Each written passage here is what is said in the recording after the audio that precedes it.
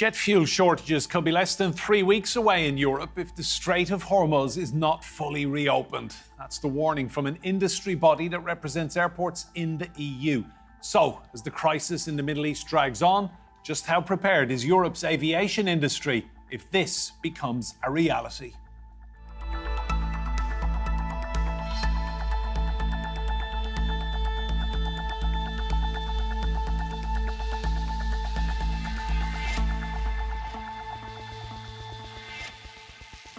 Hello and welcome to Roundtable. I'm Enda Brady. Now, European airlines are urging the EU to introduce emergency measures to tackle possible fuel shortages caused by the US-Israeli war on Iran. There are concerns over supplies as airlines prepare for the May half-term break and the big summer getaway not long after.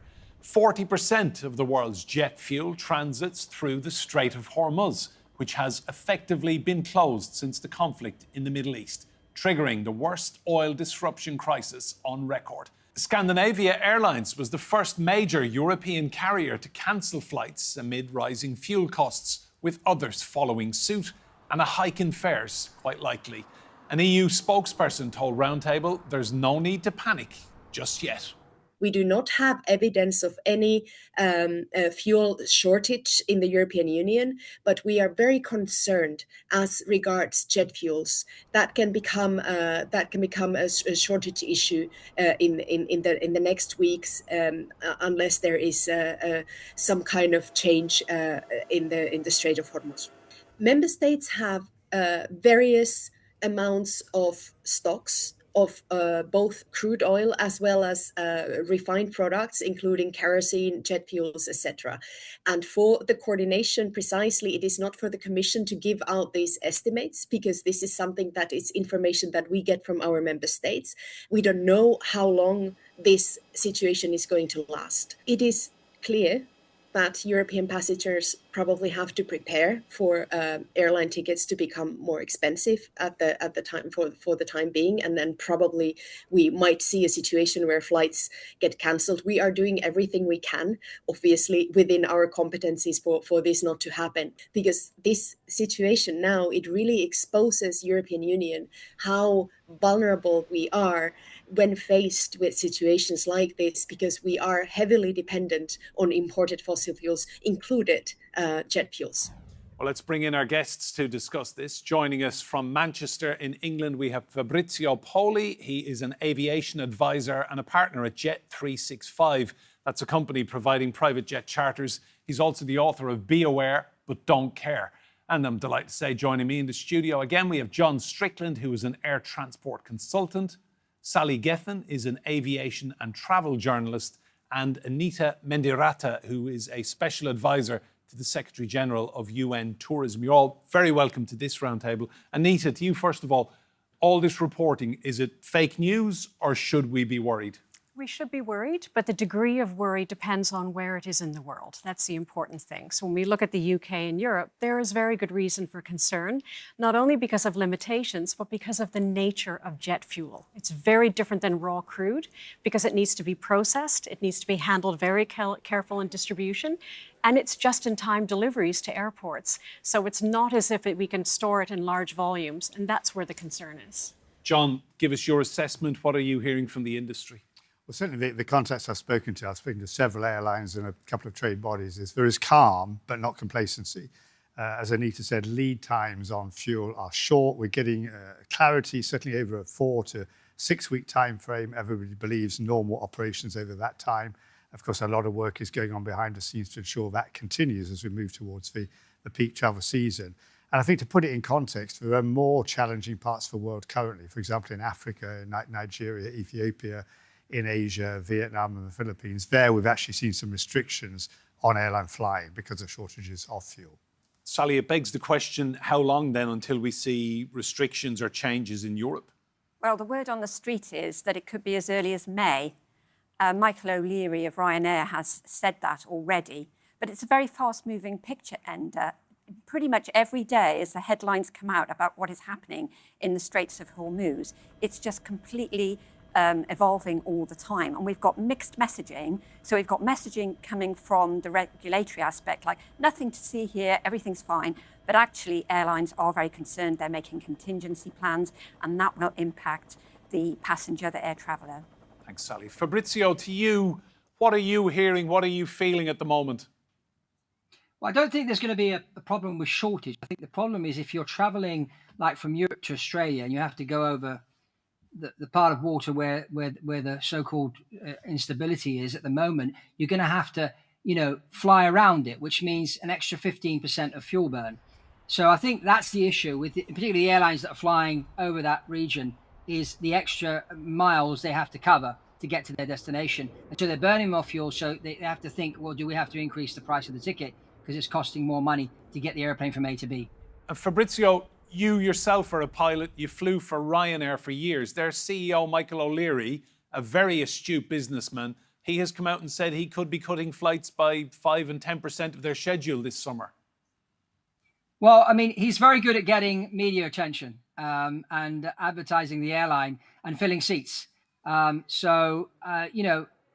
not saying he's taking advantage of the situation, but anything to get Ryanair's name in the press is always good press. Thank you, Fabrizio. Anita, to you, talk to me about a worst-case scenario for European tourism this summer, because so many countries are heavily dependent on the big numbers who go to Spain and Portugal and Italy. Indeed. There's a great deal of muscle memory coming back from COVID days, Enda, from the point of view of people being fearful of travel. But now it's not like in COVID where it was everywhere and it was a pandemic. This is a regionalized crisis. So a lot of it depends on how is it going to affect me, where I am, in terms of where I go on holiday, how I get there. Is it by air? Is it by rail? How long do I stay? And what is the price implication? Because importantly, and very much going to what Fabrizio was saying, it's the increased prices. And so there is an urgency for people to buy tickets now, knowing that hopefully schedules won't change, because they don't want the fuel surcharges. So it's more a reconsideration of travel. It's not a will I or won't I. People are traveling. As soon as the conflict started, there was a surge in searches. It's just to different locations. So different destinations are benefiting while other parts of the world are shutting down. John, do you agree with that assessment? Well, of course, the pandemic was perhaps the worst crisis we faced as a species, and certainly for the airline business. And a lot of lessons have been learned from that time. One thing I think that is particularly relevant now and really supports what Anita's saying is demand has been very strong. We talked about revenge travel coming out of a pandemic. We still see buoyant demand now. A war situation, I mean, it couldn't be more uncertain for any of us. We just don't know how long this is going to last or how things are going to end up hopefully concluding. But people do want to travel. They want to have their holidays. They will change directions.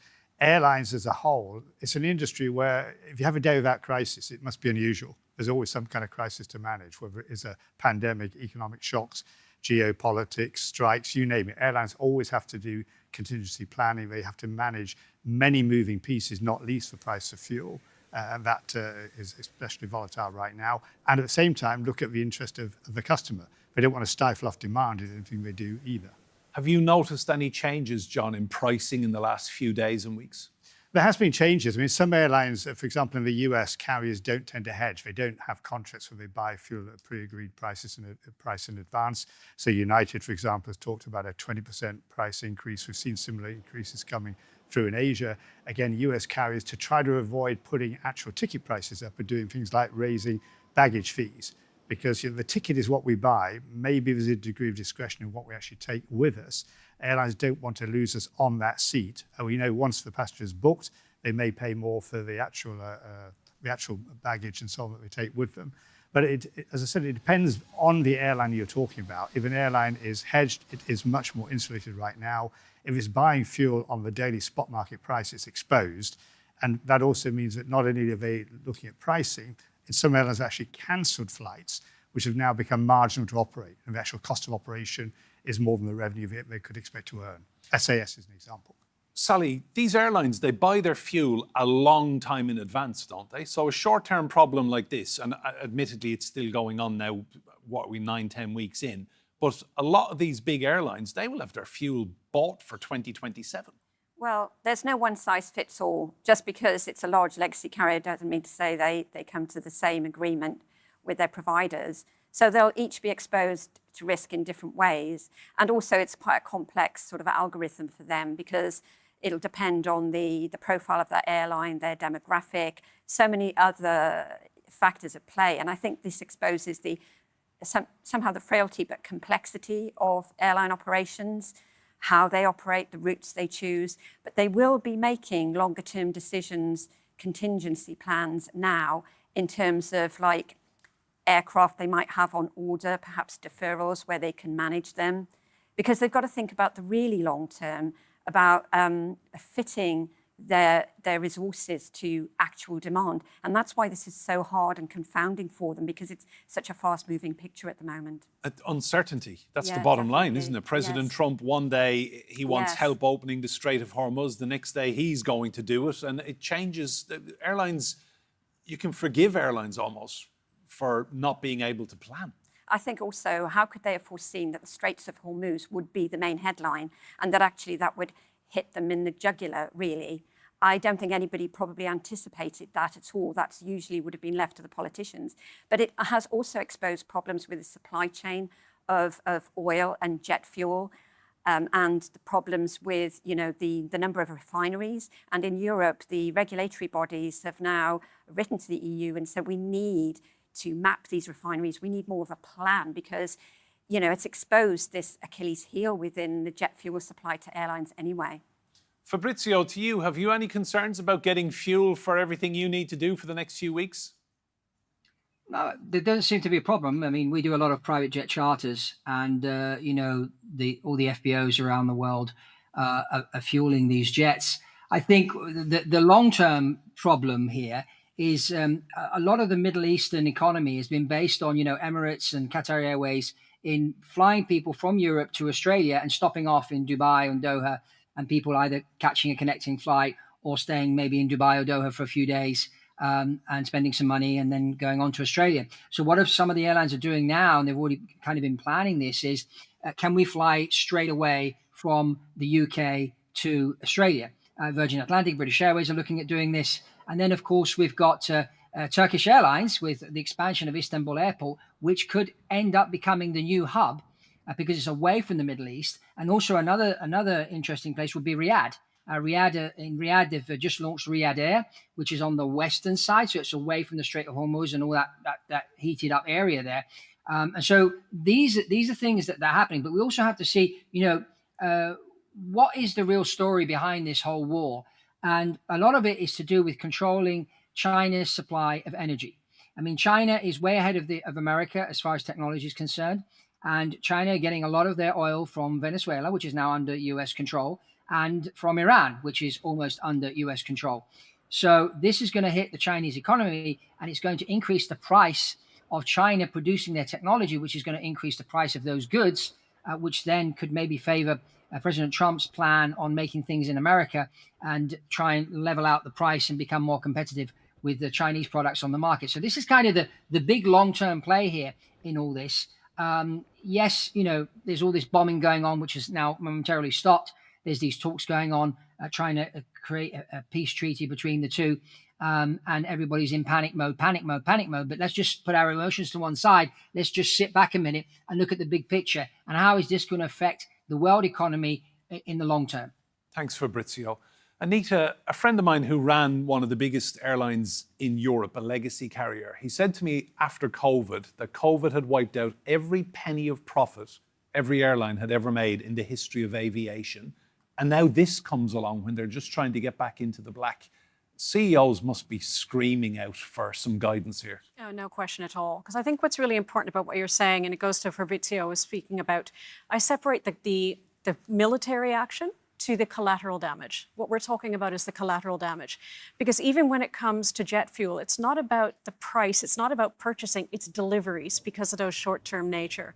So when we look at the CEOs, firstly, these are exceptional leaders. These are some of the finest, especially crisis leaders you'll find in the world, both airlines and airports, which is important. So they're looking at it from the point of view of how do we actually manage this in a way that already before the crisis, about 30% of the operating cost of an aircraft was from fuel. Now you're doubling up. So like what Sally is saying, it's very much about saying which are the routes that are actually profitable to run.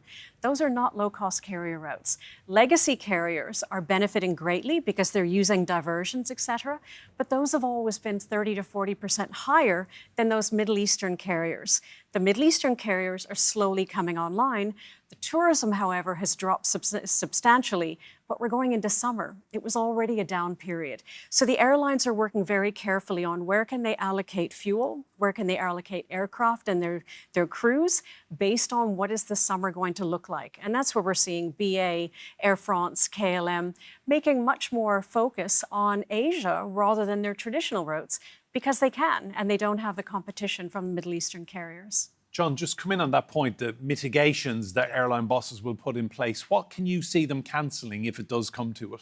Well, there will be a contingency list, as we've all been agreed in saying, on what routes would have to be cancelled, what's flights. But airlines do a number of things before that because it is a peak summer. No one wants to cancel at all if they can avoid it. So that's the start point. From there, airlines can undertake techniques, for example, something called tankering. It's a bit like if you saw petrol at a good price on a forecourt. You might not need to fill up, but you will fill up because it's available there. Or if it was, as you know, in Ireland, there's been strikes affecting availability of petrol. People will fill up where they can, so airlines can change the places they upload fuel. They can do round-trip fueling.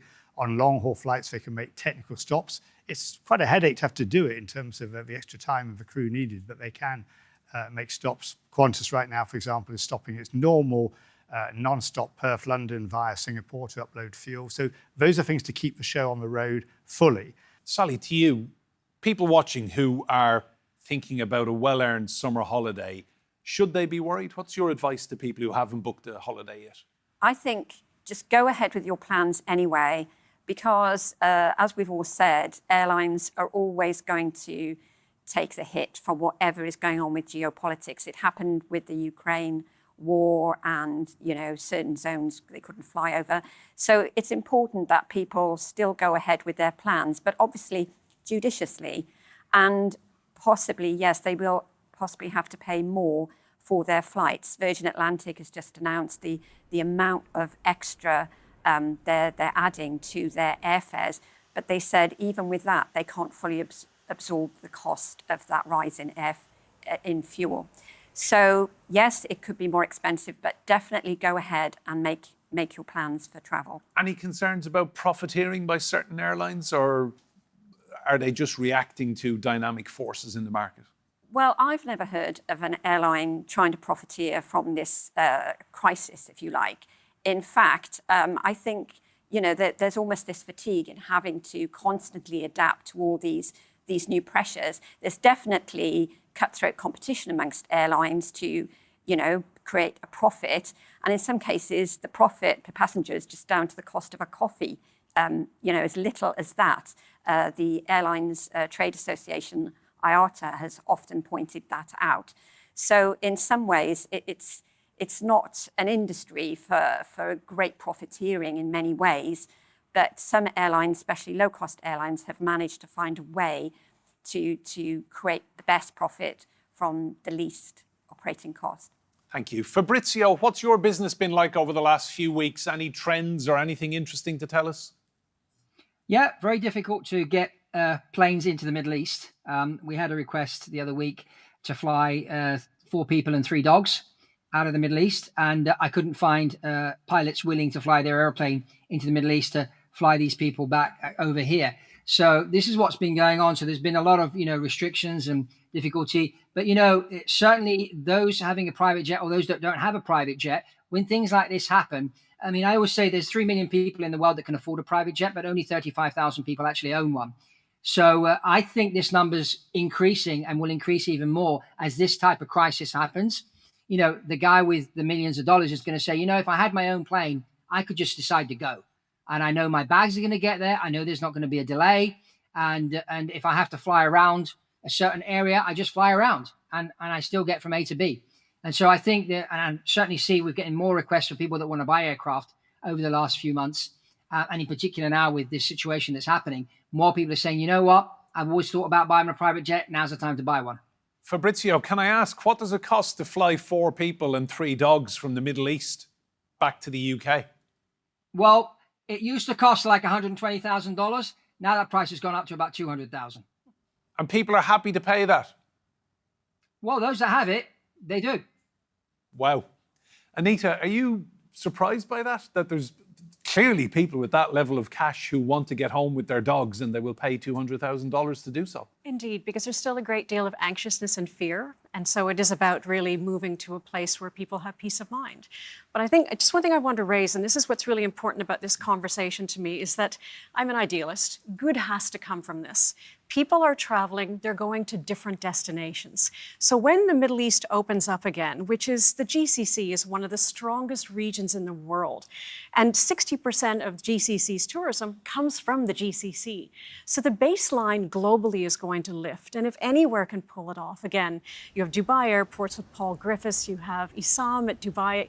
They're making domestic offers now for people to travel so people can get out and they can demonstrate, please come and enjoy the place. So as they're ready to come back on stream, the rest of the world will have picked up. Southern and Central Africa is growing because people still want to travel. So there are opportunities that are going to come out of this. We just need to be ready for it and compassionate for those who are still struggling, but opening up the opportunities for those who need to put out the invitation because people want and need to travel. John, just clear up something for me. I've read conflicting reports about where the UK stands in terms of preparedness. One report I read said that Britain will be badly affected because it gets its jet fuel from Kuwait. And another said that it was a Brexit bonus. Britain is now better prepared than ever and it's able to cut out lots of European middle businesses and men because of Brexit. What's your reading? What's the truth? Well, the fuel market is complex. It's certainly not something that I am an expert in, but I'm not getting that sense from any of the people I've spoken to in airlines. And obviously the UK is the major air market in Europe, not only for the carriers who are based here, but carriers who fly in. I mean, Ryanair is an Irish airline. It's biggest operations in the UK. Airlines like Emirates from Dubai ordinarily would be into the UK multiple times a day. I mean, Heathrow alone, maybe 6 times with a big A380. It behoves the country to ensure that it is as resilient as possible. And what I can say is that certainly industry players, airlines and airports alike, are making sure they have good dialogue, not just the government here. We've heard also, for example, with the EU, to ensure that governments play their part in making sure that we know what is available, ensuring that air travel and airlines can undertake the key economic job they perform. This is not just a nice to have industry. It's not even just about holidays. It's about necessary contribution to trade and economies, direct and indirect job creation itself. So that has to be very clear in the minds of politicians to navigate their way around this complex challenge we're all facing. Sally, to you, I guess this all hinges on the Strait of Hormuz, as does the conflict itself. It is all about that patch of water that everyone wants to control and Iran seems to have most control over. As soon as that is open, presumably this whole issue goes away. Pretty much. And of course, that's you've hit the nail on the head. It's the frustration for the industry that they don't have control over that in terms of the airlines and the airports being able to influence that. I just want to add something to this conversation, which is we mustn't overlook the impact for transshipments for air cargoes coming out of the Gulf and just in general, because air cargo travels in the bellies of passenger aircraft by and large. So all those things that we probably take for granted, electronics, for example, electronic devices, perishables, produce, livestock, so much of that travels in the bellies of airplanes. And during the pandemic, they were able to operate some sort of ghost flights where that could continue, especially for medical supplies. But if we have real problems with jet fuel, that is a different dynamic, that is a different challenge altogether. Fabrizio, we've seen countries in Asia beginning to ration jet fuel already. I mean, do you think we're weeks away from that, as some people are predicting in Europe? I don't think so. I think this is going to go on for another 2 or 3 weeks, and I think everything will normalize. The big question is, are the Americans going to go into Iran with ground troops if they don't manage to settle? And it all depends on, do they really want a regime change there? And I think the regime change, in order for that to happen, I think the ground troops are going to have to go in to make sure that the Iranian people are safe. because we're talking about a country here where the people are actually for being westernized. They love the Western world. They want to trade. The culture of the Persian people is a great culture. They invented chess. I mean, they're very smart people. There's so many, Iranian engineers around the world that have done many great things. But, these people have been suppressed over these years unless they've left the country. So I think a lot of it is going to play into that. I don't think, again, that we're going to have this fuel shortage. I think the issue now is, in people's minds, what's going to happen after this. And I think, the Middle East is going to be hit a little bit. I think people that were offered jobs out there may not go anymore. They may want to go and work somewhere else. But I think out of all the countries in the Middle East, the one that's going to come out on top of everybody else is going to be Saudi Arabia, because it's on the other side. And there's also that pipeline which they've built, which takes it all from the Strait of Hormuz over through Saudi Arabia to the west side of Saudi Arabia. And they're looking at making that pipeline go up into Israel and through Israel.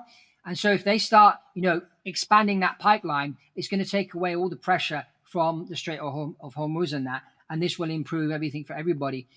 So interesting times. It's difficult to predict exactly what's going to happen.